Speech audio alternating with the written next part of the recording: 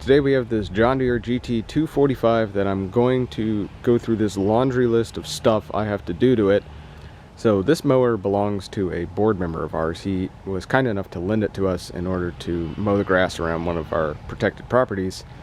So as a thank you for him letting us borrow this tractor for free indefinitely, I'm doing a whole overhaul and tune-up on this thing. He already had all the stuff ready to do 500-hour service on the thing or something when the reverse linkage went out, and so he just parked it and never did it because all the packaging and stuff on the stuff he gave me looks pretty old. He just went out and bought an oil change kit though. So yeah, and this thing has an issue where the reverse pedal just flops around, doesn't do anything. It's not connected to the forward pedal. I was able to get in there and feel around, and the bolt that's supposed to connect that to the forward pedal, it's gone. Snapped off, fell out, something. And he said he brought it to a shop and they fed him some yarn about having to rebuild the transmission or something like that. So he just parked the thing and then bought himself a zero turn. So, however, as rough as this looks, as dirty as it is, as rusty as it is, there's a welded component down there on the deck. Let me see if I can show you that. There it is. Right down in there. That bar right there has been welded back together, I think. The engine on this thing is in tip-top shape. I put the choke on, I turn the key, it fires up on the first or second crank, or first and second turnover the whole time. It's great, cuts just fine, but it does get a bit bogged down, and from what I can tell, it's moving about half the speed it's supposed to. It's supposed to go 7 miles an hour forward from the factory, and it's doing like 4. And I'm gonna get this thing out on the street and pull up my GPS and try and get a pretty good approximation of how fast this thing is actually going, because I was walking next to it the other day when my dad was helping me load it on the trailer, and I think it's only going like 4 or 3.5 miles an hour. So I'm hoping changing the transmission fluid will boost that just a little bit. And I think the bearings under here for the accelerator pedal are seized onto the rod or something, because as you can see, this thing has very little play. It does not move very far at all, and I don't think that's correct. So I think that's seized to this floor plate via the bearings somehow. He does live next to a tidal creek, so this thing has been in salt air its entire life. However, the reverse does work, so there's not a problem there in the transmission. If you lift up on that pedal, it goes in reverse. However, I was able to slam on this cruise control when my dad had his foot on the pedal, and it gained like 2 miles an hour. So I think something's messed up in there, and I think it's not quite the mechanics. And I'm also going to go through and grease the spindles, grease the wheel bearings, a bunch of other stuff. So because he lent us this for free, I'm going to do all the tuning up on it. Also because I really want to fix that reverse pedal, because it's kind of a safety hazard, because you know, you're used to pressing on the reverse pedal to brake the thing, and it doesn't stop. So yeah. Alright, so I guess let's go test the speed on this guy. Turn the key to the on position and we'll see what the hours are.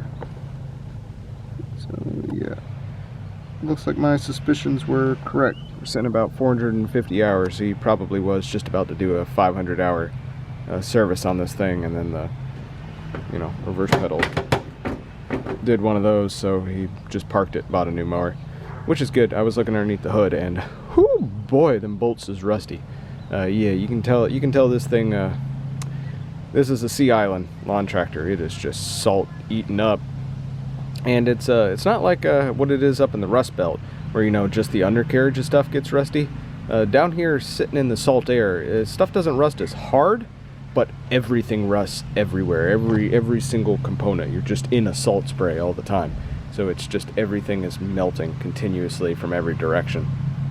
So the rusting isn't as bad. It doesn't eat as fast, but it's you gotta scrape stuff down and wire wheel it, sand it, and repaint it every so often, or it just comes apart. Like I was looking at the ground contacts on that starter, and whew, they look pretty nasty. And some of the bolts underneath this seat, they're one good kick from just like shattering.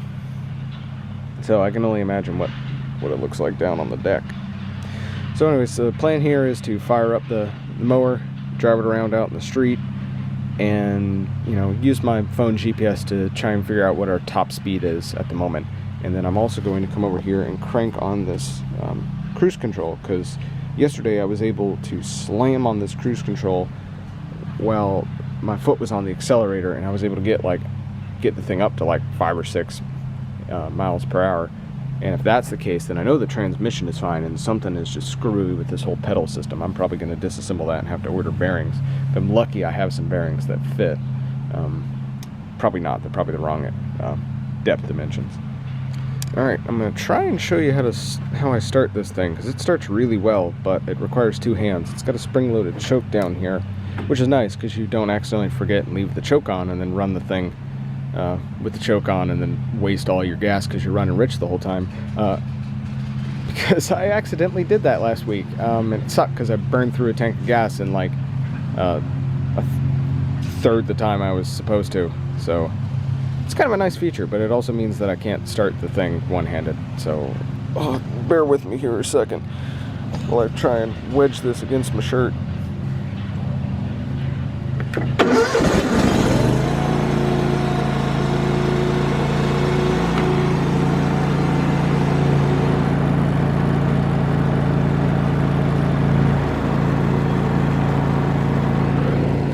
Alright, so as you saw, the speed was about exactly what I said it was. I thought it was going 4 miles an hour. It's going pretty much dead on 4 miles an hour with the accelerator maxed out. However, when I put the thing in cruise control, it jumps up to about 5.5. When I really, the second I engage it, it goes to 6, and then it slows back down. And that's with the accelerator pressed. Alright, we got this sucker pulled apart. I've been working on a couple of things. First real quick easy thing I did was this butt bumper right here under the seat was a little tore up. Top ring had come off. So there was another one of these in the box, so I guess Mark had noticed that. And these are real easy to replace. You just grab them, yank them out, and when you want to put one in, you just stick one side in about where you want it. You come around, you just press it in with your finger, wriggle it around. It'll pop in. It's a lot easier with 2 hands. And then, boom, your butt's comfy. And what else to do? Oh yeah, I pulled the deck off. That's actually remarkably easy to do on this model. Hat off to John Deere. So, all you gotta do is you come around here to this tensioning bar and you just push it down, pull it forward a little bit, and then pull it like that, and that releases the drive belt. Makes it real easy to change that drive belt. That's the new one there. And I've changed the PTO belt already. So while you have that like that, in order to change the PTO belt, come over here to this tensioner for the idle pulley, and you just grab that. Then bam, with some movie magic, you get that done. Then it relaxes the idler pulley. And like I was telling you before, this idler pulley arm has been welded back together. So it was kind of a bear, because it's lower than it's supposed to be. So what you do is you then just pull the belt off of every pulley, pull it back underneath the idler. Then you have to come over here to this little bracket, undo this bolt, and that is annoyingly a carriage bolt. So as soon as you start loosening this, then, because it's on a lawnmower and it's obviously going to be rusty, as soon as you start backing it out, the bolt drops down and then it just freewheels. So you have to pull up on the bolt while cocking it to the side to hold it in place, while then also rotating it. So you finally get it off, then you pick this up, pull it up over that way, and you pull the old belt out from under it. And you just stick the new belt back in, tighten this down very carefully. I mean, if you pick the side of the belt up, what is your problem, Reba? So then you put the new belt on, put that back under, tighten this bolt down, and then you've got to fight it back underneath this idler pulley, and then you just put it right back on the way it's supposed to. And it's pretty obvious which way it goes. And if you do it wrong, you won't have enough belt, or something crazy will happen. Oh yeah, and before you release that lever there, right there, to release the drive belt, you need to turn these wheels around. You just pull the spring-loaded pin out, turn these wheels 90 degrees, and then there's a single hole on the side of each. And that'll cock your wheels to the outside, and you can just roll this sucker right out. Alright, so I got this kit over here to do. I think Mark just gave me all of his old stuff, because that belt over there doesn't look new. Either of those belts don't look new. I think he must have run those 100 hours and then never changed them again, so he's giving me those because they got less hours on them. There's a rusty oil filter and a used air filter and a bunch of spark plugs, so we're just gonna go with the newer looking stuff. So anyways, I'm just gonna go with the best looking stuff. That's a brand new air filter, brand new fuel filter, brand new spark plugs, set of oil, very nice looking oil filter that's not scuzzy. And so we're gonna put all that in the mower. Alright, so the oil is draining. Plastic oil plug in a plastic housing extension.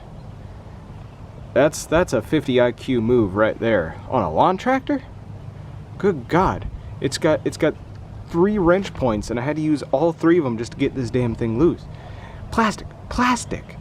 A nylon oil plug. What the fuck? Like, good Lord. I got a 1 in it, and it's the outside of this plug, this outside hex surface it's like a, what is it, like a 20, no, it's like a 23 30-seconds, because it's too small for an 11/16, it's too big for a 3/4, and the inside diameter is like, I don't even know, like an 8mm or something like that. Is it? I don't know if this is metric or something. Or no, that's 1 1/8 up there. So, yeah, I gotta move that wrench. But yeah, so I almost rounded out the inside and outside of that thing trying to get it out. And then when you do try and turn it, this whole housing right here just rotates because that's just threaded into the side of the crankcase. And that's plastic too, so you can't even honk on it. It's like, why wouldn't you have like made that out of aluminum at least? Like, geez. Like, I guess the nylon's not gonna seize, but you know, if it, you know, just like decides to weld itself together after so many heat cycles, it's not gonna come off. It's a bad idea. Just make the damn thing out of steel. Just get some, you know, high strength steel. Come on. All right. Well, that's still draining. I've got the jack over there. I've got it up so the rest of it'll get out. It's spark plug time. So just wedge a screwdriver in there and pop the boot off. I said pop. There we go. Those look pretty new to me, so we're gonna pull the spark plugs out and check the gaps though anyway, and then just replace them because, you know, not my spark plugs, they already bought them. Alright, spark plugs came out just fine. They're gapped perfectly. They're right at 0.03 like they're supposed to. The new ones are actually at 0.031, so I'm gonna have to tweak them a little bit. I mean, they look like they've been in a lawnmower for, you know, 100 hours, but you know, gap's still fine. So those could be cleaned up, but I'm too lazy, so I'm just gonna adjust the gap on those and stick those in. Alright, so I came over here and cleaned off the dipstick, and made the attempt to pull off the oil filter, and I could not get it off by hand.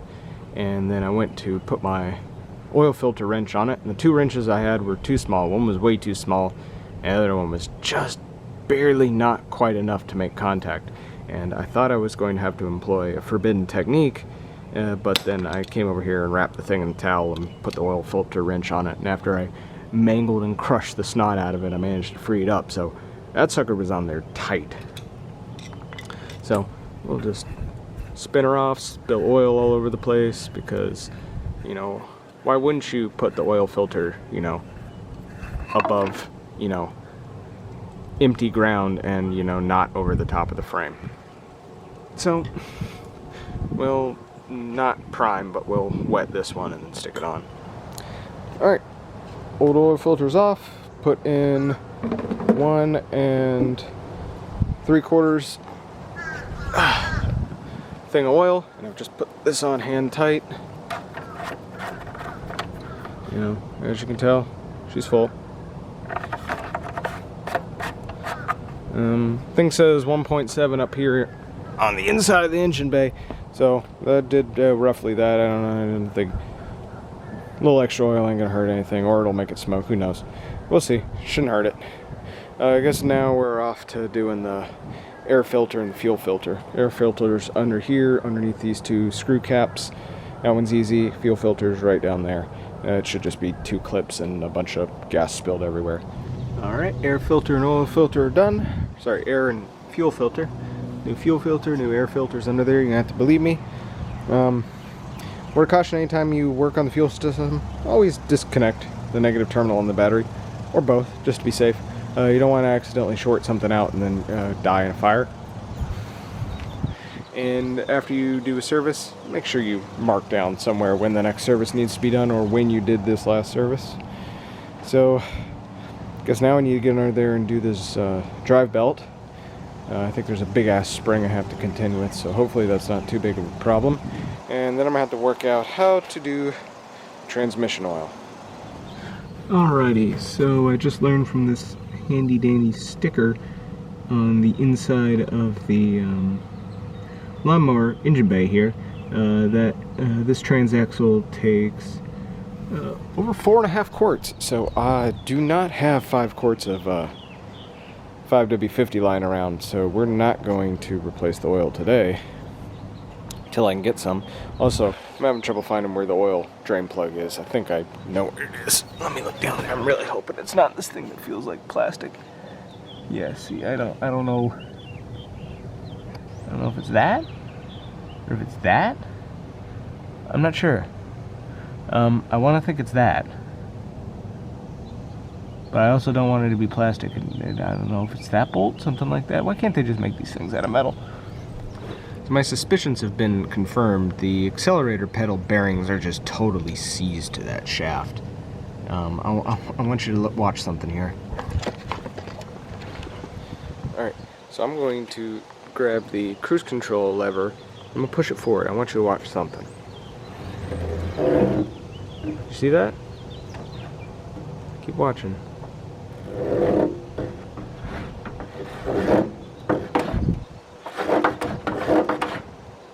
That entire tray over there is moving when I push that all the way forward. I looked under there, and there's not supposed to be a connection between that and that. That's just supposed to turn over and then press on the forward pedal and move it in the opposite direction, which makes a lot more sense than having an actual physical linkage. But that's just seized, it doesn't move. So when you press on the pedal, all that's really happening is you are shifting the entire body forward, and that's what's shifting on the transaxle. And that's why the cruise control goes to 6 miles an hour. And the reason it's not doing 7 is not because the transmission is messed up, at least as far as I'm aware. It's not because the oil is old and needs to be changed because the viscosity is wrong. It's because when you can't get all the way to the top mark, because when you do, you interfere with that, and that starts picking up on the that picks up on that tray, and since your body weight is there, you can't go faster. So yeah, I'm gonna have to get under there and disassemble that whole SOB and get some replacement bearings. Alright, boys and girls, this is why you grease your wheels.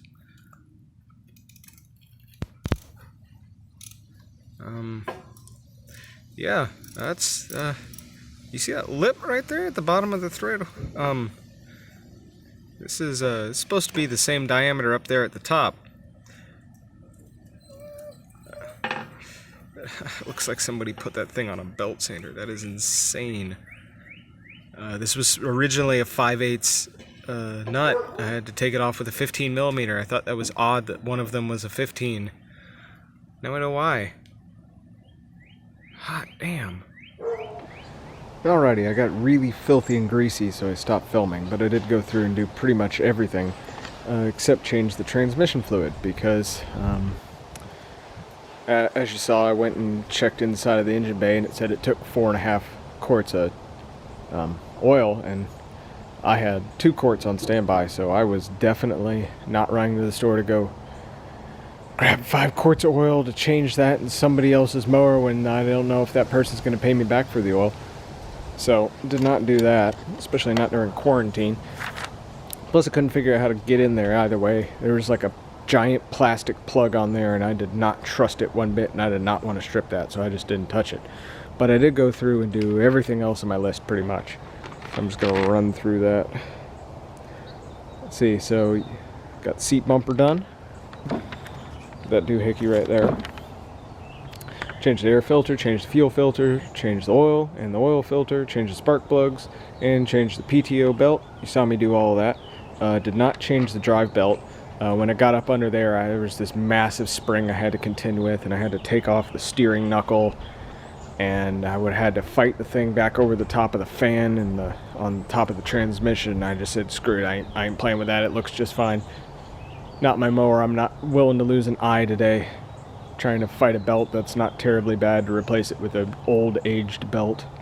Wasn't able to find where the leak was on that tire. It looks like every tire's leaking to some degree, so I'm just gonna let that one go, just top it off. I don't want to put any slime in there and ruin it. I couldn't pull off the main drive shaft or main belt, so I couldn't check to see if those pulleys had any slop in them. Did check all of the belts on the deck, or all the pulleys on the deck though, and they're fine. Torqued all the lugs, checked all their torque, they're all good. Put them to the same extra amount of torque just to be careful.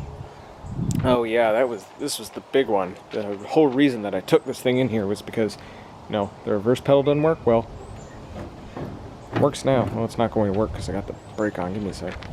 Ooh, works now. Yeah, so that luckily I was able to fix that without having to replace anything. There was not a missing bolt like I thought. It was actually just this bearing right here for the accelerator pedal that was totally seized. I mean, it was 100% seized. It would not budge an inch. I had to pull the whole assembly out of there. The whole floor pan on this side and that side is just eaten through. There's a hole about the size of my fist right there, right about there. And over here, there's just holes all in here. The plate that was holding that on was only held on by 2 screws. It was a nightmare. So anyways, pulled the plate out of there, stuck it in the vise, and just kept feeding it 3-in-1 oil until the thing finally started moving with. It was moving around pretty free, freer than I thought it was going to get. So I just decided, it's not my mower, I ain't buying parts, I ain't waiting, that's good enough. So I put it back all together, put 3 valve stem caps on this thing because 3 of them were missing. Couldn't figure out how to grease the spindles. I don't think they have Zerk fittings. I don't think they're greasable. I think they're just self-contained. So I wasn't about to pull the pulleys off to try and find a Zerk fitting. So I didn't touch that. Could not figure out how to grease these wheels. I think you have to pull it and pack a bearing or something, or it's a self-contained bearing. Anyway, I didn't want to fool with it because it had a massive D-clip on there, and I did not want to accidentally try and take one of those off with a set of needle-nose pliers and have it go flying and then render the thing inoperable until I can find a replacement. So I just didn't mess with that. However, I did come over here and I greased both of these steering knuckles, and I greased these deck wheels down here. That's not the one that's supposed to be on there. That's from a different mower, but works just fine. Oh, and this guy right here, I've got some photos that I took that I'll show you. There wasn't a Zerk fitting there. There's no Zerk fitting at all, and that led to this thing running totally dry. And I don't know what kind of sleeve they have in there. It's like a hardened spring steel insert, because it looked just fine in the entire inside of the entire bottom of this metal piece. It's just totally ate up. It's insane. And the whole back side of this is all ate up too. It's ridiculous. But anyway, so I pulled that all apart and I put a new Zerk fitting on it, and then pumped it with as much grease as it would take. The steering wheel had some slop before. Still got some slop, but it's got a lot less slop now. Couldn't figure out how to take that slop out. I think that's in the steering column. But this steering knuckle down here was loosey-goosey, so I tightened that down. Took her back out on the road, fired her up, and wouldn't you know it, she's going 7.25 miles an hour. That's a full 50% faster. And the reverse works just fine. The reverse is going about 3.8 to 4 miles an hour. GPS wouldn't quite tell me accurately. It kept fluctuating between 3.6 and 4. But I think it's getting 4. So that's a lot better than what it was getting before. It was getting like 1.5 before in reverse pulling up. Because it's getting, faster than what the manufacturer said it's supposed to getting new, I'm just going to not fiddle with changing the transmission oil. Because it's obviously fine. All it really was just that one pedal right there was seized. And that was the other thing too, is both of these floor pans, they just flopped around. They were not connected.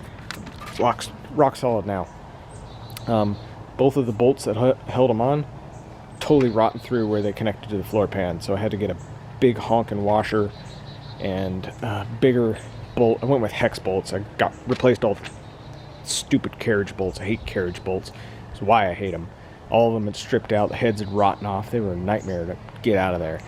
So I just replaced them with hex bolts. There's two brackets right here holding this on. You saw the photo. So yeah, mower's working great now. Going full speed, so I think this is going to be awesome for our volunteers. We won't have to listen to them complain. This thing suits our needs just fine. Who, Lord, and you should have seen the amount of dirt that came out from under that deck. I mean, there were globs, like a full 1.5 inches thick, stuck underneath that whole thing. I probably took 30 pounds of dirt out from underneath that deck. It's crazy. That probably, upped it a good, another half mile an hour just getting that weight off of it. Whew, man. But, yeah.